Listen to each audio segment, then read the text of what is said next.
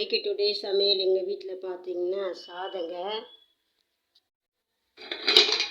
சாதம், அப்புறம் தக்காளி சட்னி தான். தக்காளி சட்னி வச்சுட்டு முட்டையை அவிச்சேன். இந்த ரெசிபி தண்ணி ஊற்றாமல் செய்யணும். தக்காளி சட்னி நல்லாயிருக்கும். பாருங்க, முட்டையை அவிச்சேன்.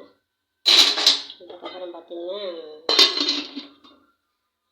காராமணி பொரியல். உடம்புக்கு அவ்வளோ நல்லது காராமணி. இது சிம்பிளாக தான் இந்த ரெசிபி செஞ்சேன். சிம்பிளாக தான் இந்த ரெசிபி நான் செஞ்சேன். அவ்வளோதான் எங்கள் வீட்டில் சமையல். எங்கள் ஹஸ்பண்டுக்கு ரொம்ப பிடிக்கும். இந்த வீடியோ பிடிச்சிருந்தா உங்களுக்கு லைக் பண்ணுங்கள், சப்ஸ்கிரைப் பண்ணுங்கள். எண்ணெய் அது ரேஷனில் வாங்கின எண்ணெய் தான். அது கட்டியாக இருக்குது. கொஞ்சம் அடுப்பு கிட்ட கொஞ்சம் வச்சேன், கொஞ்சம் சூடாயிரும். அதனால் கட்டியாக இருக்கிறதுனால அதை அப்படி கவுத்தி போட்டாச்சு. இதான் எங்கள் கிச்சன் பாருங்கள். இந்த வீடியோ பிடிச்சிருந்தா லைக் பண்ணுங்கள், சப்ஸ்கிரைப் பண்ணுங்கள். மறக்காமல் எங்கள் சேனலுக்கு மறக்காமல் சப்ஸ்கிரைப் பண்ணுங்கள். Okay, thank you so much. பாய்.